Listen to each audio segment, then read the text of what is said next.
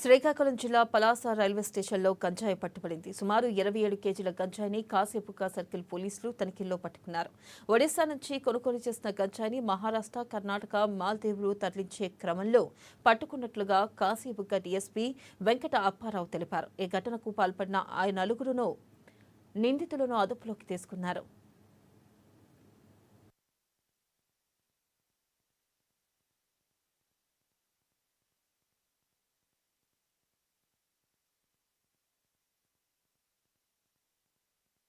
సంజయ్ చౌహాన్ మహారాష్ట్రకు చెందిన వ్యక్తి.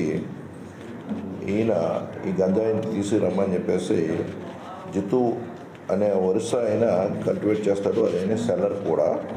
ఆయన దగ్గరికి ఏంటంటే ప్రకాష్ నరేంద్ర బెహ్రాని పంపిస్తూ ఉంటాడు డబ్బులు ఇచ్చి.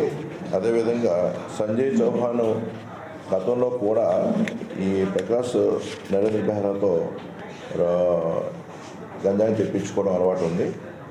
ఈ సంజయ్ చౌహాన్ ఈ బిజినెస్లో ఉన్న వల్ల అతన్ని మహారాష్ట్రలో కేసు పెట్టి జైల్లో కూడా ఉంచడం వల్ల అతని బ్రదర్ సంజయ్ చౌహాన్ అనే ఆయన డబ్బులు ఈ ప్రకాష్ నరేంద్ర బెహ్రాకి ఇచ్చి గంజాయి తీసుకురమ్మని డబ్బులు ఇచ్చి పంపించాడు.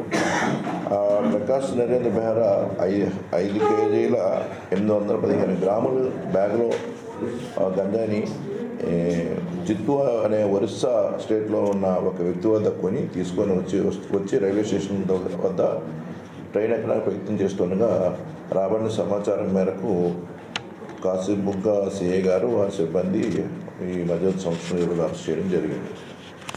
అదేవిధంగా మధ్యాహ్నం మరొక సందర్భంలో